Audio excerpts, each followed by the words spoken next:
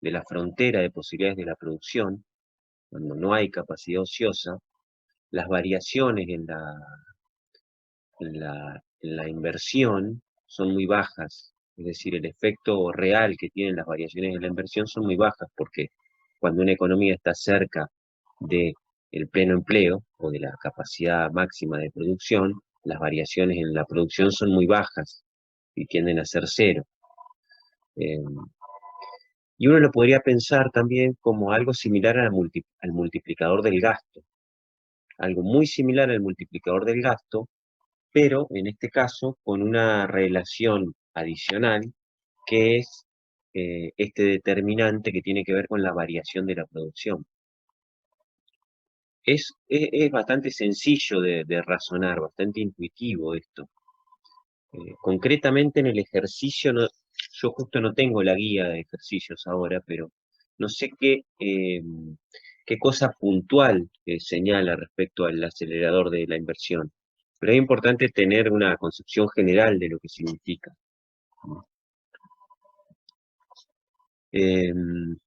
Sobre el ejercicio, el inciso D del ejercicio 10, bueno, como les digo, yo estaba acá tratando de encontrar la guía, pero no la encontré. No sé si me lo querés leer, la persona que planteó esta duda, que no recuerdo el nombre, si querés leer el ejercicio para que lo escuchemos todo y lo escuche yo también. Bueno, profe, pero era de bastantes cálculos, por eso no sé si Ah, de cálculo. va a ser tan fácil. Ok. Claro. Es que Em, te dice, básicamente en ese inciso, te dice ya en el inciso B que el producto de pleno empleo era de 7.500 y el que tenías con los valores que te daba era de 6.000. Entonces te preguntaba cuánto era la brecha del producto y bueno, es 1.500. ujú, Y bueno, en el ATME calcula la renta, el ingreso disponible, el consumo. Bueno, todos esos valores me dieron. O sea que si me dio el ingreso, me dio bien la proporción marginal a consumir.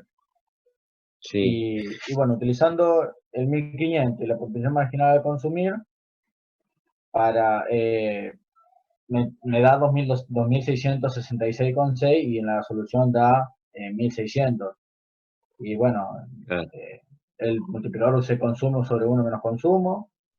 Miren, Aplica. yo les voy a proponer lo siguiente, porque la verdad es que no sé cómo manejar el tema porque cuando uno está en el aula es mucho más fácil, digamos, ustedes me dicen el ejercicio, yo lo anoto en el pizarrón y lo hacemos juntos.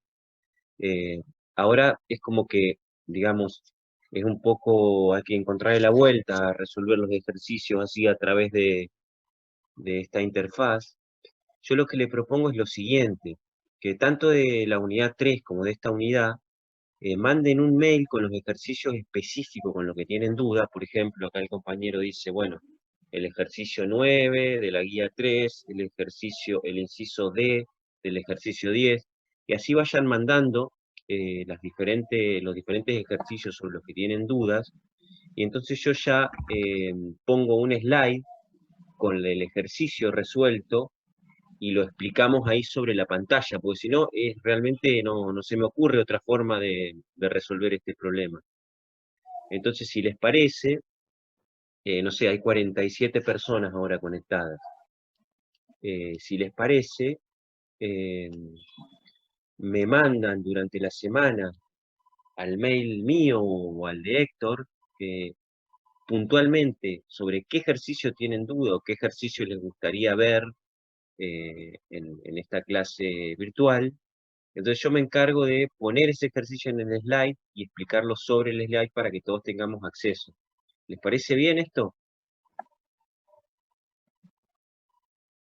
Sí, profe, cuando nos dieron la unidad 3 no es a manera de crítica ni nada, pero nos habían dicho como, bueno, presentaban la unidad y estábamos cerca del parcial, entonces como que dejamos para la próxima clase que íbamos a hablar de estos ejercicios. Justo le había preguntado este ejercicio y los profes me habían dicho que como que lo iban a resolver y después daban, bueno, iban a, también a responder las dudas, pero como que esa clase no se dio nunca y por Ujú. eso todos los chicos están con dudas o de la ejercitación hasta la unidad 3. Pero sí, bueno, pues estaría bueno hacer lo que ustedes proponen. No sé, yo creo que sería lo mejor, ¿no? Esto, porque, o sea, porque, a ver, es difícil encontrar la vuelta, digamos, todos estamos tratando de hacer lo mejor que se puede, porque realmente es una experiencia inédita esto de tener que implementar toda una asignatura a través de esta forma de impartirla, ¿no? Entonces aparecen un montón de problemas que no dependen únicamente de la voluntad de los profesores, sino que dependen de la capacidad de adaptarse a esta nueva situación. Eh, entonces, independientemente de lo que les haya dicho el profe cuando lo dio la unidad 3, que evidentemente lo que dice el compañero tiene razón, les propongo esta que me parece la mejor manera, porque si ahora ustedes me dicen a mí ejercicio 9, ejercicio 7, se hace muy difícil poder explicarlo y que lo entiendan todos. Entonces les propongo esto, que me manden un mail concretamente sobre el ejercicio que tienen dudas. Entonces yo ya lo pongo ahí en el slide y lo explicamos sobre el slide y todos podemos entenderlo y preguntar y demás. Eh, no sé si les parece eh, mejor esto, creo que es lo más Profe, adecuado. Sí, y que lo vaya usted resolviendo tipo en una hoja y después nos las muestre o algo así, ¿no? ¿Se podría hacer? Que es un ahora poco decís más vos. sencillo. ¿Sí? O cuando pueda. eh, y lo que pasa es que hasta que ustedes me lo digan y yo lo resuelva y todo, vamos a ir a perder mucho tiempo con eso. A ver.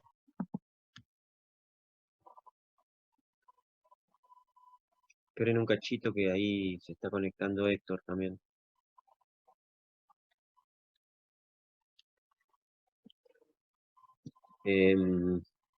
Yo creo que lo mejor es esto que le estoy proponiendo ahora, ¿no? Que me manden un mail concretamente con los ejercicios y el martes próximo este, vemos, vemos esos ejercicios concretamente, ¿no? Vamos a hacerlo así. Héctor, vos estás conectado, ¿no? Estoy entrando en este momento, Claudio. Bueno. No escuché nada hasta ahora. Bueno, mira, te comento a ver si podemos dar una respuesta entre los dos. Los chicos están planteando que creo que en parte, digamos, es válida lo que están diciendo, es que no se hizo ningún ejercicio de la unidad 3, Sí, no, tenemos que hacer, tenemos que hacer. claro. Eh, entonces, ¿Para cuándo ellos lo ahora pensás? entonces lo que yo les propongo es lo siguiente, que ellos, digamos, vayan mandando a partir de ahora eh, un mail concretamente con qué ejercicios tienen dudas, el 4, el Perfecto. 5, el 8, y que nosotros nos encargamos de resolverlos y ponerlo a cada uno de esos ejercicios en un slide para explicarlos sobre el slide.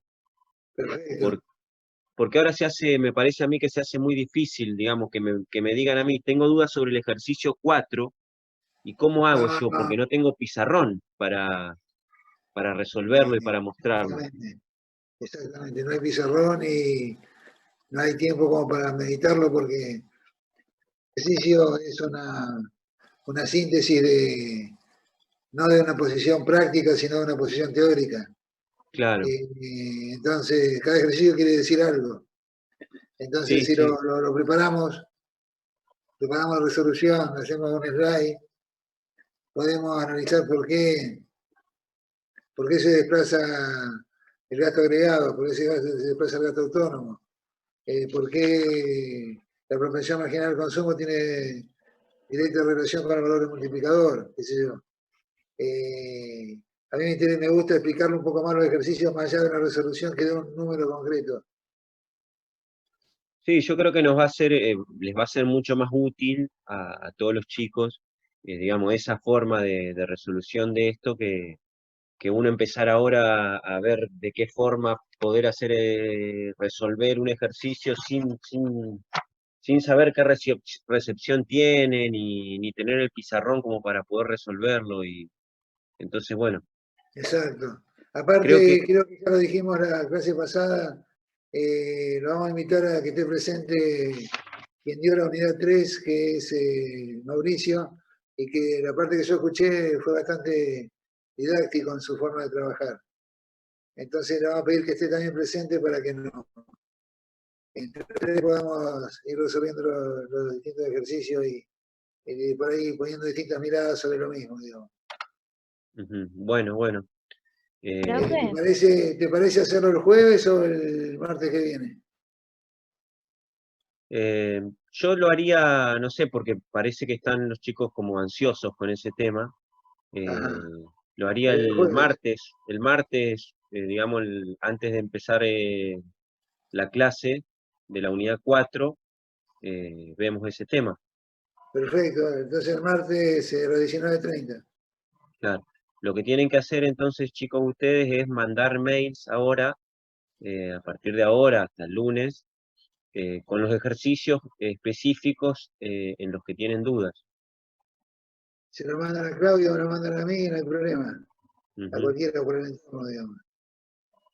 Bien. Profe, ¿y si no irlo resolviendo en un Word? ¿No se puede? Tipo que nos los vaya explicando mientras más o menos lo resuelva en un Word. Sí, niña, lo vamos a hacer así, pero lo queremos ver nosotros también primero. No darte la explicación para que llegue a un resultado. Te vuelvo a repetir, la respuesta a los ejercicios tiene una parte teórica y una parte práctica. Nosotros queremos analizarla integralmente.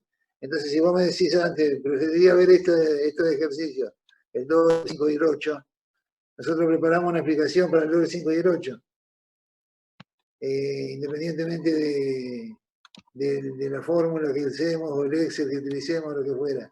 ¿Me entendés?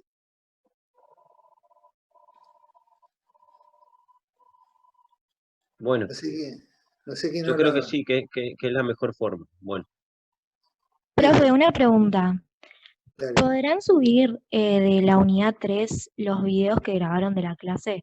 Porque a mí, por lo menos, lo que me pasó es que estábamos, o sea, si bien la leí, estábamos con más en cuenta teniendo, Mirá, o sea, estudiando ¿cómo lo te del llamas? parcial. Entonces, Cecilia, Sí, escúchame. Yo ahora, mientras ustedes están en clase, les voy a subir el PowerPoint de la unidad 3.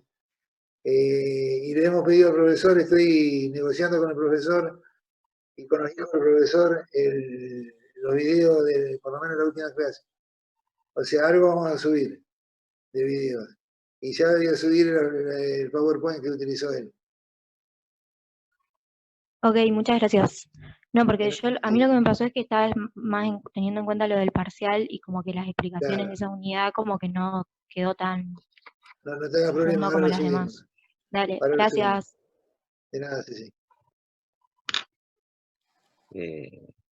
concretamente una representa el mercado de bienes, la otra representa el mercado de dinero, y que en cada una de ellas se cumple el equilibrio en cada uno de estos mercados. El equilibrio en el mercado de bienes es que la producción es igual a la demanda agregada, y en el mercado monetario que la demanda de dinero es igual a la oferta de dinero. Y que esas curvas representan diferentes combinaciones de renta y tipo de interés para los cuales esos mercados están en equilibrio. Eso fue la clase pasada. Y dijimos, bueno, lo que queda pendiente es, ¿se acuerdan que yo les dije que habíamos dicho, bueno, esto queda pendiente para la próxima clase? ¿Qué determina la pendiente de la curva IS? Es decir, ¿por qué la curva es más o menos pronunciada, tanto la curva IS como la curva LM, y por qué razón están en un determinado lugar del mapa cartesiano, digamos, y no en otro? Lo que es lo mismo que preguntarse por qué se desplazan esas curvas hacia la derecha o hacia la izquierda, ¿sí? Quedó pendiente esas dos preguntas. Bueno, entonces vamos a avanzar con eso. ¿Qué determina la pendiente y la posición de la curva IS? Bueno, la pendiente más o menos lo habíamos dicho. ¿Por qué razón tiene pendiente negativa la curva IS? Habíamos dicho que porque el tipo de interés es un determinante de la demanda agregada y por tanto un determinante de la producción de equilibrio. Que cuando baja el tipo de interés, baja el costo de oportunidad de la inversión, el costo financiero de la inversión, y por tanto aumenta la inversión, es decir, aumenta la demanda agregada. Por tanto, aumenta la producción de equilibrio. Por esa razón tiene pendiente negativa, por la relación inversa que hay entre tasa de interés, inversión y demanda agregada. Hasta ahí estamos. ¿Por qué? La pregunta ahora es ¿por qué razón esa curva IS es más o menos pronunciada, digamos, más vertical, menos vertical? Y la respuesta es que depende de la sensibilidad de la inversión a la tasa de interés. ¿Se acuerdan que cuando nosotros hablamos de la inversión, dijimos que no solamente es exógena o autónoma, sino que también tiene una porción significativa de la inversión que depende de la tasa de interés? La sensibilidad de esa dependencia nos va a determinar la pendiente de la curva IS, es decir, cuán pronunciada es esa curva. Y lo que vamos a decir que cuanto más alta es la sensibilidad de la inversión a la tasa de interés, más horizontal es la curva IS. La curva IS es la que vemos acá abajo. ¿Y por qué más horizontal? Y bueno, porque cuanto más sensible es la inversión a la tasa de interés, una pequeña variación en la tasa de interés genera una variación significativa de inversión a la tasa de interés, más horizontal va a ser IS.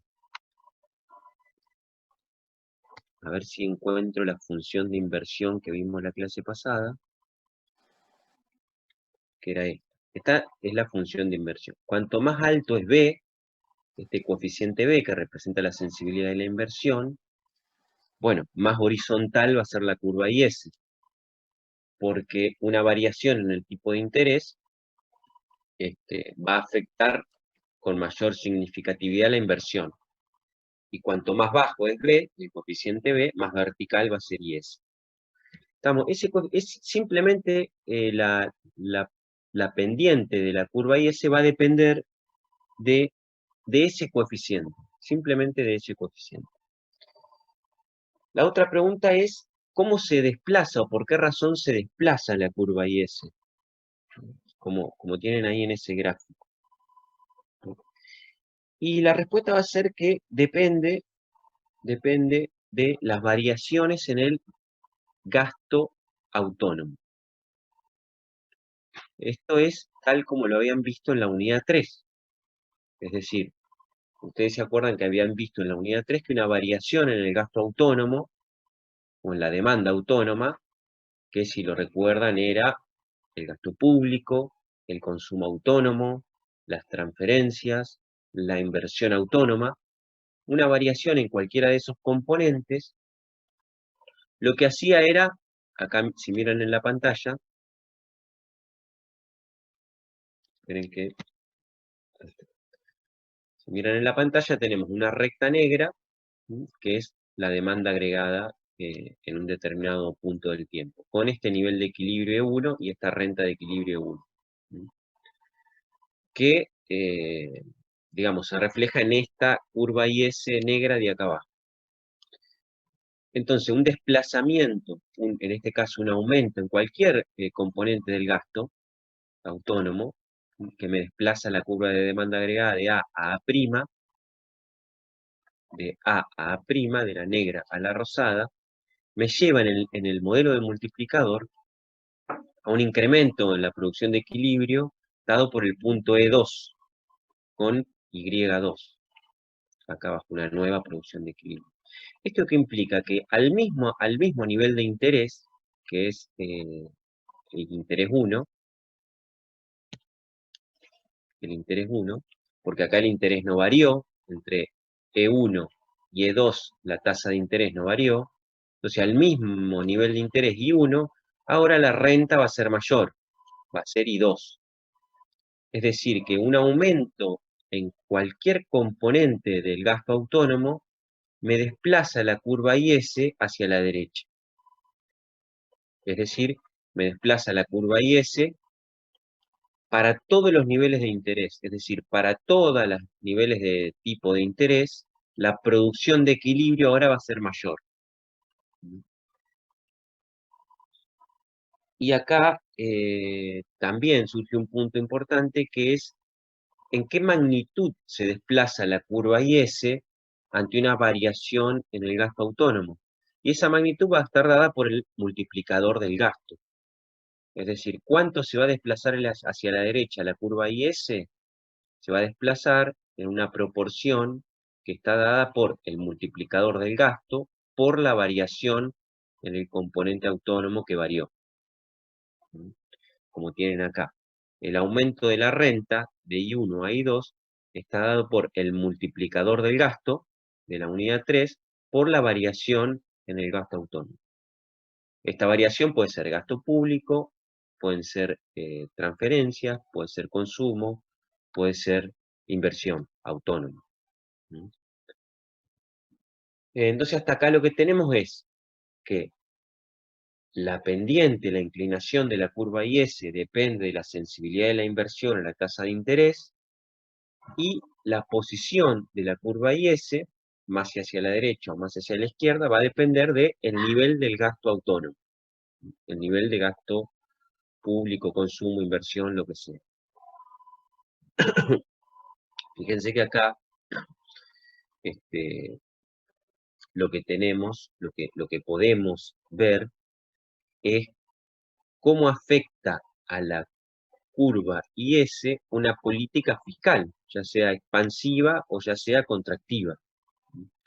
Y no hay mucho cambio respecto a lo que vieron en la unidad 3, en el sentido que una política fiscal expansiva aumenta la demanda agregada, eso se refleja en el caso del modelo ISLM como un desplazamiento de la curva IS, y una política fiscal contractiva lo que hace es desplazarla hacia el otro lado, hacia la izquierda.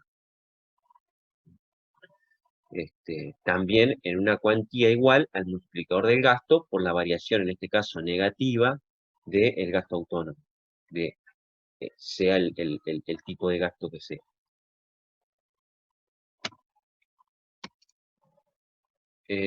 Pasamos ahora a, digamos, la misma pregunta, pero en este caso referida a la curva LM.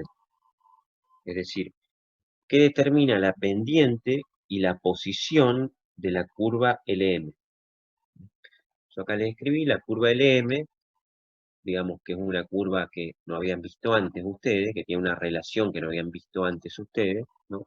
Como habíamos visto en la clase pasada. Está dada por la igualdad entre oferta de dinero, está acá, oferta real de dinero, es decir, ajustada por precios, y la demanda de dinero. Oferta igual a demanda de dinero. Y la demanda de dinero dijimos que dependía de la renta directamente e inversamente del tipo de interés. ¿Qué vamos a decir? ¿Por qué razón tiene la curva LM una pendiente positiva? Bueno, si nosotros nos fijamos en esta ecuación de acá, esta es la curva LM, ¿no? ¿Por qué tiene pendiente positiva? Pues sí, la curva LM refleja este equilibrio. Lo que vemos es que si aumenta el tipo de interés, dada una determinada cantidad de dinero, que no varía, ese aumento en el tipo de interés tiene que ser compensado por un aumento en la renta, para que se mantenga esa igualdad. Si aumenta el tipo de interés, disminuye la demanda agregada. Dado un nivel de una cantidad de dinero, tiene que aumentar la renta, para compensar esa caída en la demanda dada por la tasa de interés. Por eso tiene una pendiente positiva. ¿De qué va a depender esa pendiente? Es decir, ¿por qué va a ser más o menos inclinada la curva LM? Bueno, va a depender de la sensibilidad de la demanda de inversión a la tasa de interés, es decir, del coeficiente H. Cualquier cosa, si no me siguen o si tienen alguna duda, me lo dicen ahora, ¿no? Pueden comentarlo ahora. ¿Y por qué razón? Bueno, porque cuanto más alto es H, una pequeña variación en la tasa de interés genera una variación significativa en la demanda de dinero, que va a tener que ser compensada por una variación también significativa en la renta. Es decir, cuanto más alto es H, más horizontal va a ser la curva LM. Repito, cuanto más alto es H, es decir, cuanto más sensible es la tasa de interés a la demanda de dinero, una pequeña variación en la tasa de interés va a generar una variación significativa en la demanda de dinero y por tanto va a tener que ser compensada por una variación significativa en la renta. Entonces, insisto, cuanto más sensible es la demanda de dinero a la tasa de interés, es decir, cuanto más alto es H, más horizontal va a ser la curva LM. Y cuanto más bajo es H, más vertical va a ser la curva LM. ¿Estamos? ¿Hasta ahí? Profe, Sí, decime. yo tengo una consulta respecto a lo de la pendiente. ¿De la curva LM? Sí. Sí, decir que tiene pendiente positiva también puede ser por la relación directa entre la tasa de interés y la renta. También se puede explicar así. La relación directa entre la tasa de interés y la renta. Que al aumentar Eh, la tasa de interés también lo hace el ingreso. sí. Ok. Espérate que lo estoy pensando. Al aumentar la tasa de interés, O sea, como en la curva IS explicó sí, que era por la relación inversa, sí, sí. ahora si Acá, se podía explicar esto igual. no. Acá hay que, cuando estamos trabajando sobre la curva LM, nos tenemos que, digamos, si se quiere, abstraer del mercado de bienes, del mercado de bienes. Simplemente tenemos que tener en mente esta relación de acá, esta relación de acá. Oferta monetaria, es decir, cantidad de dinero, es igual a demanda de dinero. Es un mercado monetario, oferta de dinero igual demanda de dinero. Y la demanda de dinero depende directamente de la renta e inversamente de la tasa de interés. Cualquier punto de la curva LM cumple esta condición. Entonces, si tienen agarrado eso, entonces lo que digo yo es que un aumento en la tasa de interés, un aumento en la tasa de interés, lo que hace es disminuir la demanda de dinero. La demanda de dinero, no importa lo que pasa con los bienes. Por supuesto que esto va a tener un efecto en el mercado de bienes, en la curva IS, pero ahora nos olvidamos de eso. Lo que decimos es un aumento en la tasa de interés va a producir una disminución en la demanda de dinero. Claro, sí. Pero Ok, entendí. si disminuye la demanda de dinero, dado el stock monetario, eso tiene que ser compensado por un aumento en la renta, para compensar la disminución de la demanda de dinero dada por el aumento en I. Es simplemente esa relación de igualdad. Ok, ¿Está? Bueno, gracias.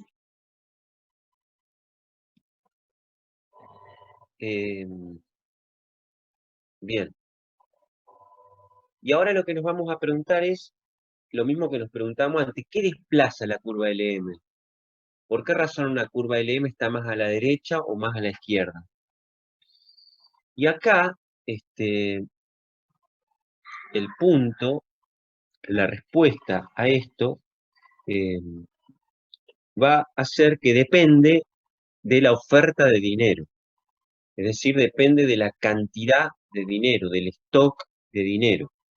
Es decir, de esto, de M sobre P, de la cantidad real de dinero. Va a depender de eso. Entonces, ¿por qué razón? Bueno, fíjense que cuando nosotros planteamos el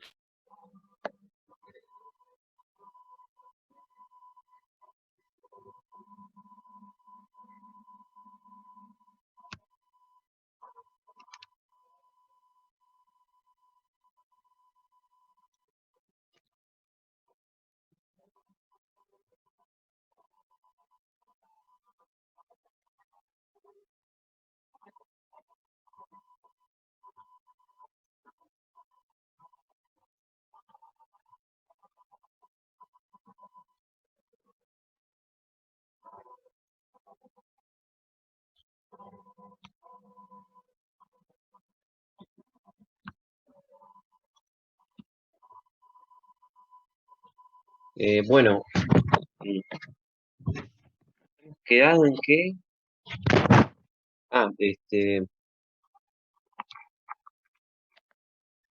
¿por qué se desplaza la curva LM? No, bueno, y habíamos dicho que se desplaza la curva LM cuando varía la oferta de dinero, la cantidad de dinero. Esto que está acá. Fíjense que la cantidad de dinero es una variable stock, es una variable que puede ser influida por la autoridad monetaria, bueno, en el caso de la Argentina, el Banco Central Argentino.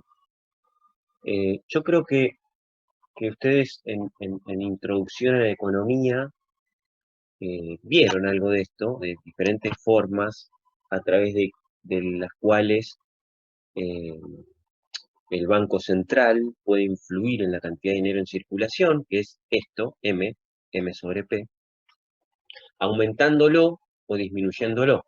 Es lo que se llama como política monetaria.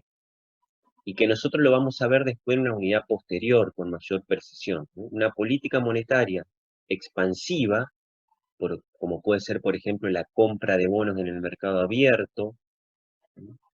O como puede ser la financiación de déficit en el gasto público, es decir, aquellas políticas que ponen en circulación una mayor cantidad de dinero, hacen que se expanda la oferta monetaria. Y luego hay otras políticas que hacen que disminuya la oferta monetaria. Entonces lo que nos vamos a preguntar nosotros es, ¿qué pasa cuando aumenta la oferta monetaria? Entonces, fíjense, partimos de una situación de equilibrio en el mercado monetario, el gráfico que tienen a la izquierda, una determinada cantidad de dinero. Si ustedes entran a la página del Banco Central, no es un dato abstracto la cantidad de dinero. Ustedes entran a la página del Banco Central y es una variable que se va siguiendo todos los días, la cantidad de dinero. Entonces, bueno, dada una determinada cantidad de dinero y dada una demanda de dinero por parte de los agentes económicos, tenemos una situación de equilibrio, ¿no? Un tipo de interés que satisface un equilibrio, donde la demanda de dinero es igual a la oferta de dinero. ¿Se acuerdan que lo habíamos dado como si fuese cualquier otro bien? Peras, manzanas, colchones o lo que sea, ¿no? Hay una demanda y hay una oferta. En la interacción entre demanda y oferta surge una cantidad y un precio. En este caso el tipo de interés es el precio. Entonces, ¿qué pasa? Nos preguntamos en el mercado monetario, donde se determina la tasa de interés de referencia del mercado, una variable importantísima, cuando aumenta la cantidad de dinero. Es decir, un aumento en la cantidad de dinero es un desplazamiento de la oferta monetaria de MP a M'P. Por la razón que sea, que después la vamos a dar con más detalle, creo que la unidad 6, el Banco Central, digamos, lleva adelante una política monetaria que expande la cantidad de dinero de esta curva rosada a esta curva rosada más clarita, que no sé si se ve bien, creo que sí, pero acá hay una curva rosada más clarita, que es el desplazamiento, aumentó la oferta de dinero. Si nos fijamos acá, aumenta la oferta de dinero, dado un nivel de renta, lo que se produce es una caída en la tasa de interés, de I1 a I2. El aumento en la cantidad de dinero produjo una caída en la tasa de interés de equilibrio hasta I2. Si alguien no me sigue o tiene alguna duda, por favor, que lo plantee ahora, ¿no? Porque la verdad que es un tema que yo no estoy muy habituado a dar estos temas por acá, digamos, por Zoom o por lo que sea. Entonces, bueno, a veces trato de ser lo más simple posible para que sea más fácil dar la clase, pero bueno, a veces siendo tan simple me da la sensación que no se entiende nada. Así que si es así, por favor díganmelo. Profe, yo tengo una duda. Bueno, dale. Aparte, cuando nadie pregunta nada, uno tiene la sensación de que le está hablando al vacío, ¿no? Porque, claro, no les veo las caras, entonces como que da esa sensación. Sí, decime, creo que era Ariel el que preguntó algo. Sí. Era con relación a lo anterior. Si al final, si el ingreso sube, la curva de demanda de dinero sube y entonces el interés sube. O sea, todas esas cosas se dan al mismo tiempo. Si el ingreso sube, ajá, ¿qué me dijiste vos? Si el ingreso sube, ¿qué pasa? La curva de demanda de dinero sube y el interés Sí, sube. muy bien, sí, perfecto. ¿Por qué? Porque ahora estamos en un paso anterior, ¿no? Estamos diciendo, dada la oferta de dinero, mírenme acá en el slide, dada la oferta de dinero, hay una cantidad específica de dinero. Si sube la renta, aumenta la demanda de dinero, pues sube la renta, tenemos más dinero, tenemos más plata, ganamos más, por tanto nuestro deseo de mantener dinero en forma líquida va a aumentar, porque aumenta nuestro gasto. Es normal, es intuitivo eso. Pero no hay más dinero, porque la cantidad está fija. Entonces esa mayor intensidad de deseo de tener dinero, en lo que va a resultar es en un aumento en el tipo de interés, que va a compensar el aumento en la demanda dado por el aumento en la renta. ¿Se entiende? ¿Sí, Sí, Ariel, o no? profe. Bueno, Yo pensaba que era así y antes entendí que como que habías dicho que el interés bajaba, pero ya está.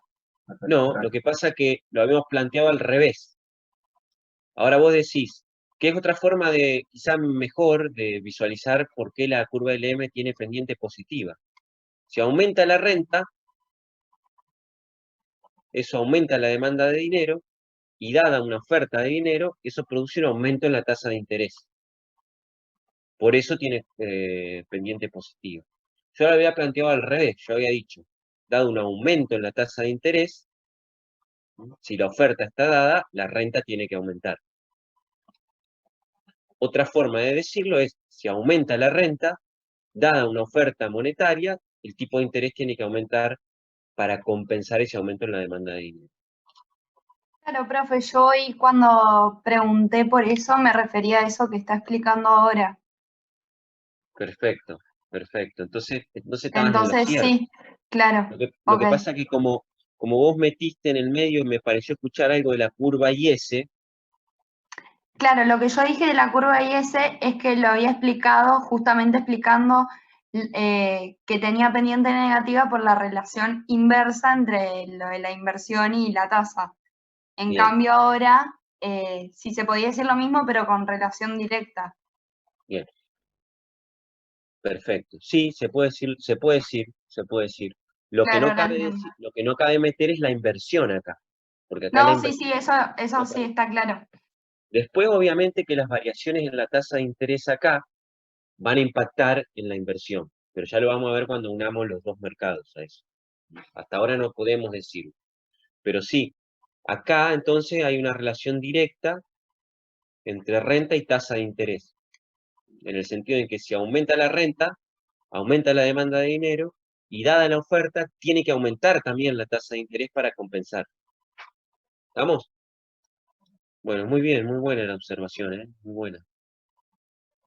Así que no le estoy hablando al universo vacío. Bueno, entonces, lo que dijimos es, ¿cómo se desplaza la curva LM? Estábamos, si no recuerdo mal, en que se desplaza la curva de oferta de M a M'. Por lo tanto, dado un nivel de renta, lo que va a pasar es que va a caer el tipo de interés, de I1 a I2. Esto también puede ser pensado como, eh, como una proyección de lo que pasa en cualquier mercado, como decíamos antes, ¿no?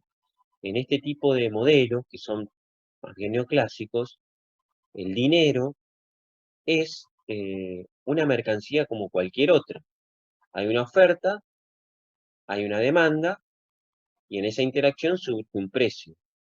Entonces, fíjense que si aumenta la oferta de la mercancía dinero, entonces va a disminuir su precio, es decir, su tipo de interés. Lo mismo podría decirse de las peras. Si aumenta la oferta de peras, se desplaza la oferta la curva de oferta de peras, eso va a determinar una caída en el precio de las peras. Bueno, acá el aumento en la oferta de la mercancía dinero determina una caída en su precio, en el costo del dinero, que es el tipo de interés. Hay más dinero, entonces es más barato el dinero.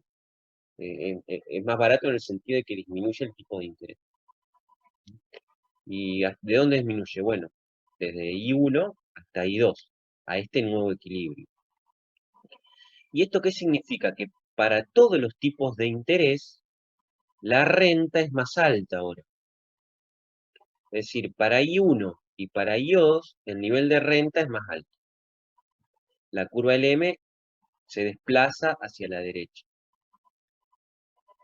¿Estamos? Entonces, ¿de qué depende la posición de la curva LM? De la cantidad de dinero.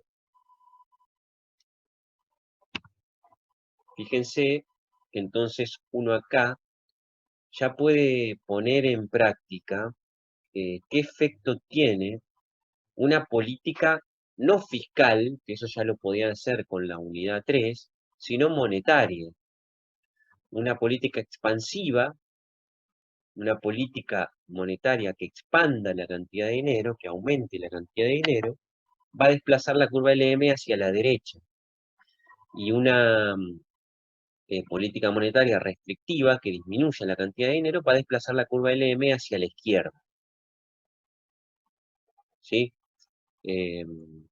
Bueno.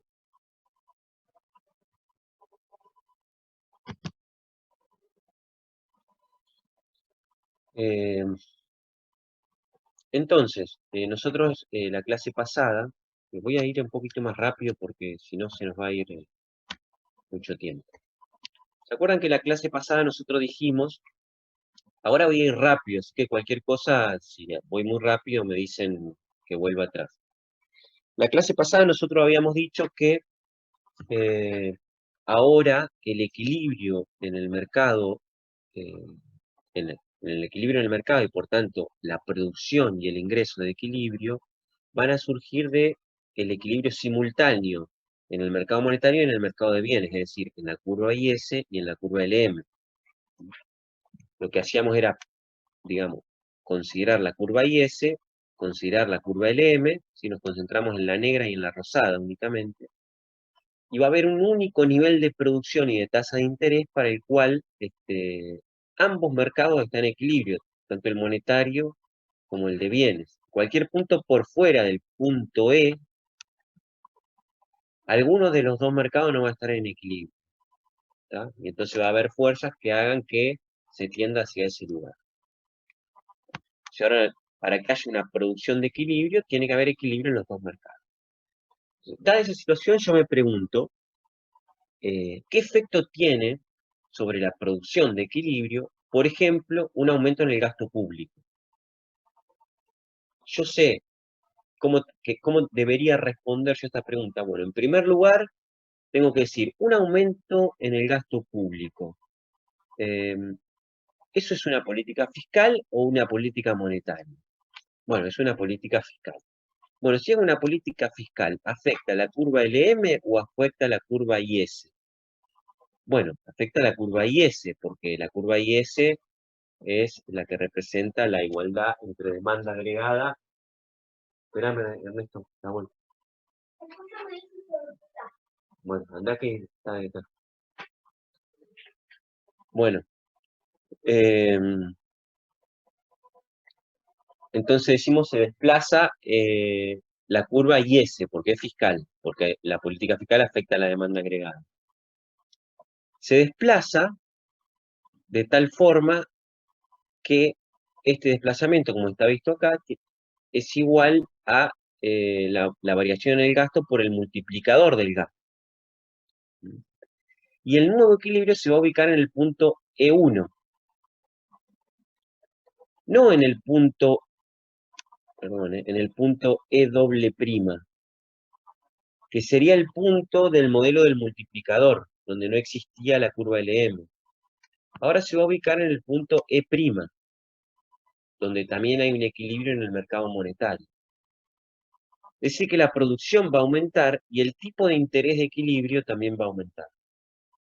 Es decir, bajo el nuevo modelo ISLM, una política fiscal expansiva aumenta la producción de equilibrio y también aumenta el tipo de interés de equilibrio. Fíjense que el aumento en la producción de equilibrio va a ser menor que el aumento en la producción de equilibrio bajo el modelo del multiplicador, que es simplemente el multiplicador del gasto por la variación del gasto. Ahora va a ser un poco menor. ¿Por qué va a ser menor? Por lo que se llama efecto desplazamiento. ¿Qué es eso? Fíjense que ahora como tenemos la variable tipo de interés, una política fiscal expansiva tiende a aumentar el tipo de interés porque desplaza la curva IS hacia la derecha, y ese aumento en el tipo de interés va a tener un efecto sobre la inversión. Particularmente va a reducir la inversión. Por lo tanto, aumenta la producción, pero aumenta menos que bajo el modelo del multiplicador, porque el aumento en el tipo de interés tiende a reducir la inversión. Bien. ¿Qué pasa con la política monetaria? ¿Alguna pregunta acá? Profe, o sea que para ver cómo varía tendríamos que analizar primero si es una política fiscal o monetaria para ver qué curva es la afectada y después si es expansiva o contractiva para ver si es que aumentó o disminuyó. Perfecto. Muy bien. Es eso. Es eso. Ok. Pero efecto de desplazamiento también se puede llamar efecto función. ¿Efecto qué, perdón? El efecto de desplazamiento que dijo recién también se puede llamar efecto expulsión. Sí, sí, sí. Efecto expulsión o desplazamiento. Fíjense que una política fiscal expansiva, en este caso un aumento del gasto, pero podría ser una reducción en los impuestos o un aumento en las transferencias, va a aumentar la producción, pero en algún punto va a reducir la inversión inducida, que es la inversión que depende del tipo de interés. Entonces, ¿por qué desplazamiento? Porque desplaza inversión. Hay menos inversión. Hay más producción, pero menos inversión. Bueno, ¿y qué pasa con una expansión en la política monetaria?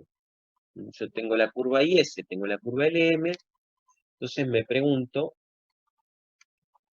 estamos acá, ¿no? Curva IL, LM, curva IS. La producción de equilibrio que satisface el equilibrio en los dos mercados, monetario y de bienes, es E1. Aquí, E1.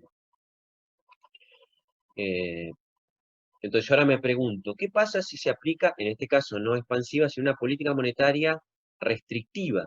Se reduce la cantidad de dinero en una economía.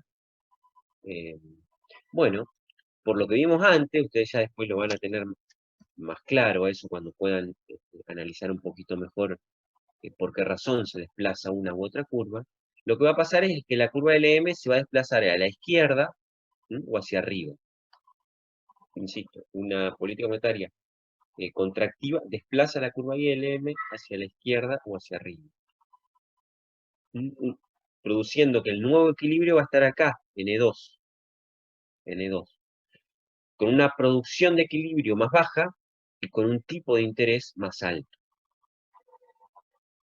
Insisto, una política monetaria contractiva produce una nueva situación de equilibrio en que la producción es más baja y el tipo de interés es más alto. Esta es una situación nueva, digamos, que hasta ahora no la podían ver ustedes. ¿Por qué razón una política monetaria afecta a la producción? ¿Sí? Estamos hablando del PBI. Bueno, si se reduce la cantidad de dinero, que es lo que estamos tratando acá, eso va a tener un impacto sobre la tasa de interés.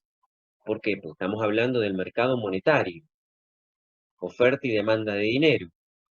Si se reduce la cantidad de dinero, eso va a aumentar la tasa de interés. Pero si aumenta la tasa de interés, eso va a tener un efecto sobre la inversión.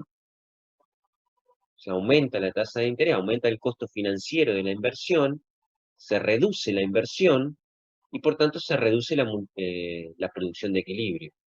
Se reduce la demanda agregada y por tanto la producción de equilibrio. Esto significa este nuevo punto de 2 acá, que equivale a este nivel de producción I2 acá con un nivel de tasa de interés más alto. Insisto entonces, una política monetaria contractiva aumenta el tipo de interés, lo cual reduce la inversión, lo cual reduce la demanda agregada y la producción de equilibrio. Si plantearíamos lo contrario, una política monetaria expansiva, nos trasladaríamos a un punto como este, es decir, una política monetaria expansiva reduce la tasa de interés, ¿sí? Lo cual aumenta la inversión, lo cual aumenta la producción de equilibrio. ¿Está? Entonces ustedes lo que deberían ser capaces en el modelo ISLM, una vez que lo tengan ya bien aceitado, es de establecer qué efecto tienen las políticas fiscales y monetarias sobre la producción de equilibrio, sobre la tasa de interés y incluso sobre los diferentes componentes de la producción.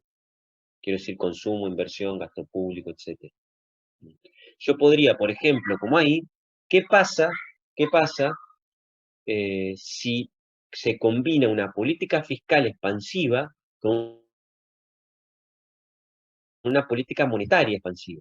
Así como está planteado eso ahí, yo podría plantear otra cosa. ¿Qué pasa si se combina una política fiscal contractiva con una monetaria expansiva? O una monetaria expansiva con una fiscal expansiva. Y así sucesivamente. Diferentes combinaciones de política económica, fiscal o monetaria. Entonces, acá yo podría decir, bueno, aumenta el gasto público, con lo cual se desplaza la función IS hacia la derecha. El mismo caso que el anterior, que habíamos planteado primero, ¿no? Entonces la producción de equilibrio tendería a ubicarse en E'. La curva LM no cambia, la curva IS se desplaza en esa nueva situación, con una tasa de interés más alta y una producción de equilibrio más alta. Pero el gobierno podría decir, no, yo no quiero una tasa de interés más alta, porque eso me reduce la inversión, el efecto de desplazamiento. Por lo tanto, lo que voy a hacer es expandir la cantidad de dinero en circulación para reducir la tasa de interés y mantenerla en el nivel original. Entonces, si decide expandir la cantidad de dinero, lo que va a hacer es desplazar la curva LM hacia la derecha, ¿sí? De LM a LM'. Y esa expansión en la cantidad de dinero, el gobierno la va a sostener hasta que, como dijimos antes, la tasa de interés vuelva a la tasa de interés original. Es decir, hasta ahí, hasta E' acá, con esta producción de equilibrio. En definitiva, una política fiscal expansiva, con una política monetaria expansiva, que tenga como objetivo traer la tasa de interés al nivel original, lo que va a hacer es expandir doblemente la producción. Ya no va a ser I doble prima, va a ser I prima, al tiempo que la tasa de interés no va a variar, ¿sí? Yo voy a saber que la inversión, en este caso, no hubo efecto de desplazamiento, porque la tasa de interés volvió a su nivel original. Bueno, y así como les planteé esto, se podría plantear cualquier otra combinación de política fiscal con monetaria. Bueno, Profe, sí, decime. esto en la actualidad no, o sea, no se podría aplicar con este modelo, ¿no es cierto? ¿O sí? En la actualidad no se podría, ¿qué? Perdón. Como explicarla en cierto modo con este modelo. La actualidad argentina, Sí, por decirlo de una manera.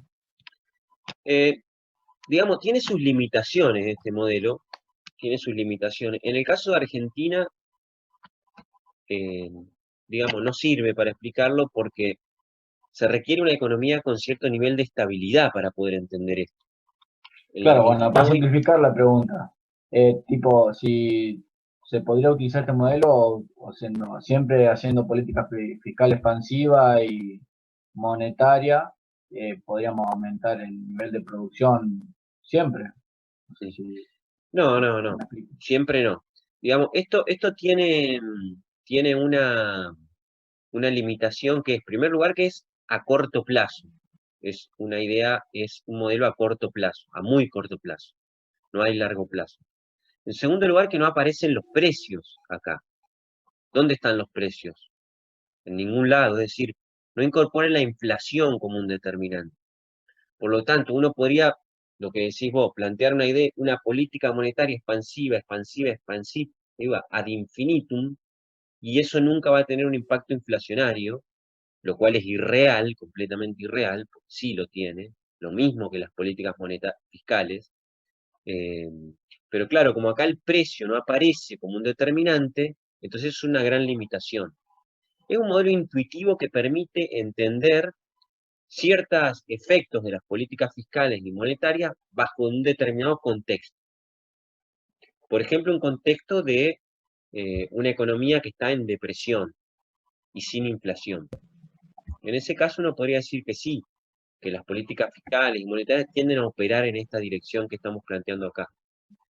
Pero como te digo, es decir, al no incorporar la inflación, los precios, como un determinante de la economía, entonces es una gran limitación. Como me decías recién, uno podría plantear una política fiscal expansiva infinitamente y entonces la producción aumenta infinitamente. Bueno, evidentemente no, eso no se puede hacer. En primer lugar, porque una política fiscal expansiva implica un déficit presupuestario y el Estado no puede tener un déficit presupuestario infinito. Y una política monetaria expansiva tampoco puede ser indefinida porque empieza a generar inflación también. Con esto no quiero decir que la teoría cuantitativa del dinero sea una regla de oro, pero la cantidad de dinero en circulación, en la medida que se expande y la producción no lo hace en la misma magnitud, bueno, tiende a generar un efecto inflacionario. Entonces, la respuesta a la pregunta es que sirve para entender relaciones básicas que hay al interior de la dinámica macroeconómica. Pero obviamente no vamos a poder explicar la complejidad de la economía a partir de este sencillo modelo. Es simplemente un punto de partida para entender ciertas relaciones básicas. ¿Estamos? ¿Te contesté la pregunta o no? Sí, profe, gracias. Bueno, Profe, sí, disculpe, los elementos de la demanda quedaría, o sea, aumentaría, la inversión quedaría igual, sí, porque no varía la tasa de interés, y lo que habría aumentar el producto sería el gasto público, sería. sí. Mirá, acá podemos decir, aumenta el gasto público seguro, porque es lo que planteó el modelo, ¿verdad? Estamos de acuerdo con eso. El gasto público aumentó. Si aumenta la renta, también aumenta el consumo, ¿o no? Sí, sí, sí. Si aumenta la renta, incluso por la pregunta que se hizo antes, si aumenta la renta, aumenta la inversión vía acelerador de la inversión, ¿o no? Sí. Eh, en cuanto al interés como determinante de la inversión, no pasa nada, porque el interés se mantuvo igual. Entonces uno puede decir que la inversión Quedaría igual aumentó. el inducido. Claro, exactamente. Bien. Aumentó el gasto público, aumentó el consumo y aumentó la inversión. Esos son los componentes del gasto que variaron. ¿Está? Sí. Los componentes de la demanda agregada que aumentaron y que hicieron que aumente la producción de equilibrio. Genial. ¿Sí? Gracias. Bueno, chicos, yo si quieren preguntar algo, ningún problema, si no, cerramos la clase ahora.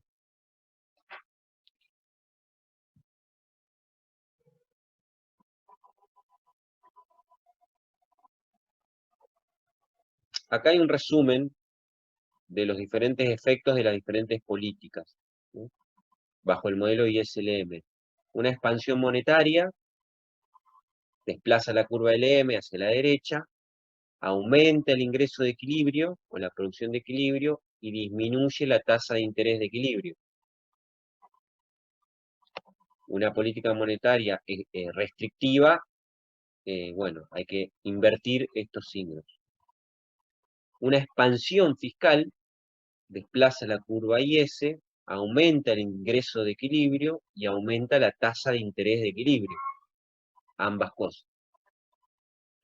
Una política fiscal restrictiva, bueno, negativo acá, negativo acá.